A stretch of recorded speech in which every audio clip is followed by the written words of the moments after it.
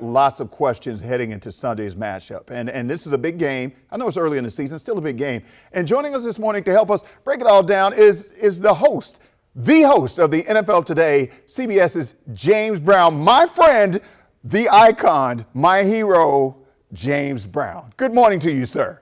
Hey, where is this guy you're talking about? My gosh. And first of all, it's good to see you. And I know we've got football questions, but I had to say it again. You brought the biggest smile. You and Simone talking Yes. about Venice Beach. There's no place like Venice Beach. If you will absolutely see things that you've never seen before, we'll leave it at that. So. Right. And JB, you and I were talking because when I went out there and saw it, I was like, what is happening right now? There's basketball over here. There's multiple games going on. There's people lifting weights with their shirts off. The sun is shining. The beach is right there. It's unbelievable. Which is why so many of those scenes have been used in iconic Hollywood movies, because you won't see that anyplace else as well. No question. I almost went over there and put my sneakers on and played a game, but then, injuries, life, how it Hey, goes. injuries. And look, I used to have that kind of body, but that's why I've got a black shirt on right now, Wisdom, so you won't be able to see the defects here. And I have a suit coat on, so I understand. I totally understand where you're coming from. All right, so let's get into football.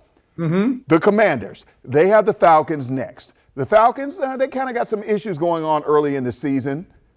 What do you expect from our team when we head down to Atlanta, just in general right now, based on what you've seen with the Falcons and what you've seen with Washington? And we're thrilled to have that doubleheader on CBS, so we'll have that game for sure.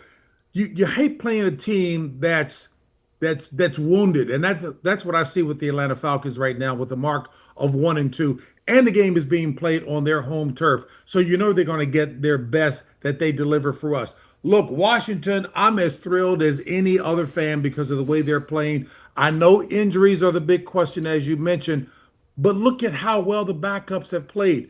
Big credit to Dan Quinn and staff with how they've prepped him. Look at Jaden Daniels, unquestionably the team leader.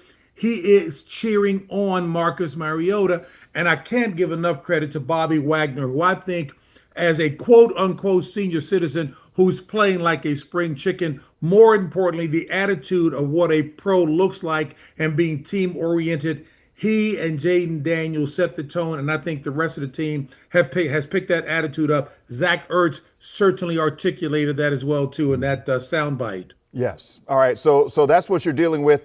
Now, we talked a lot about offense right there, JB, but on defense, they're hurting as well. We got a cornerback, Will Harris, that's down. Troy Amos is down. Dietrich Wise out for the season. It's so bad in Washington right now. I don't want to say the sky's falling, but even though the coach got dinged up, he got run over by the backup quarterback last week. So these injuries, and like you said, they're part of the game, and you got to work through it because you got to have backups. But these injuries this early in the season, how big of a deal is that?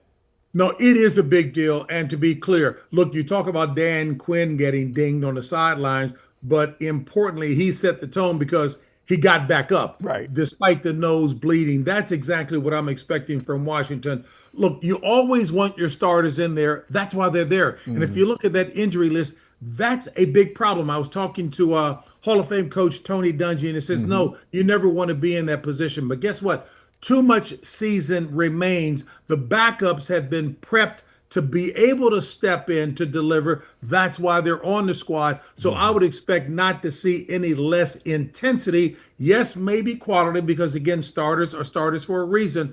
But Wisdom, I've been impressed with how this team has rallied to overcome challenges. They did it all last year. They're showing it again this year. Last week's performance by a number of backups was most impressive because it was a team win. Right. All right. So the defensive line so far has been really, really solid for Washington. I mean, I watched them last week against Vegas. They dominated the game. The offense did their thing too with Marcus Mariota, but that defensive line is solid. So going up against Atlanta, what do you see coming out of that from a defensive standpoint from Washington?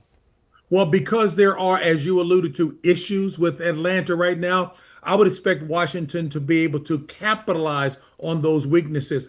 Again, I'm seeing Washington defensively, collectively playing with enthusiasm and intensity because they know nothing's handed to them. Look, from a man-to-man comparison, yes, you've got some issues that coaches will look at, but I think that defensive coordinators and offensive coordinators are some of the best minds in any business. They're like military strategists. So I'm looking forward to seeing them come out with a game plan to still take advantage of the fact that they've got backups, but more importantly, the attitude has got to be there. Hey, Wisdom, I won't call the name of a squad, but last week there was one team that looked at the opponents and they could tell they weren't even attitudinally in the game and they Really? got spanked. That won't be the case with Washington. They will be keyed up to give the best, and I'm looking forward to a very competitive performance. Right. Okay. All right. So I'll leave you with this, JB.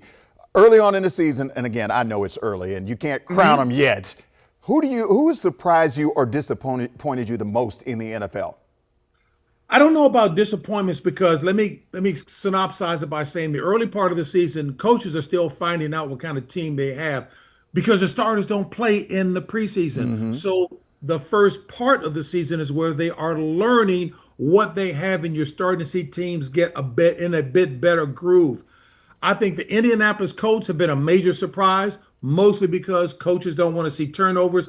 They haven't had any turnovers in their first three games. That's impressive. But the LA Chargers, I think they played bully ball last year just to show that they are tough and competitive. But Justin Herbert, a gifted quarterback, now is showing that they can sling it. The Chargers have probably been a big surprise for me. There are other squads as well, but they're a big surprise on the positive side of the ledger. All right, the legendary JB James Brown. Thank you so much. I know it's early, so thank you for spending some time with us. My mentor, my good friend James Brown. I Thank know you. I can't fit that jacket and tie, but I'm gonna come try it anyway. You look very sharp. And please tell Miss Dialba she is an awesome co-host. Thank you very much. Thank James Brown with some words, and you can get the tie coat. Anything you want, it's yours. It's yours.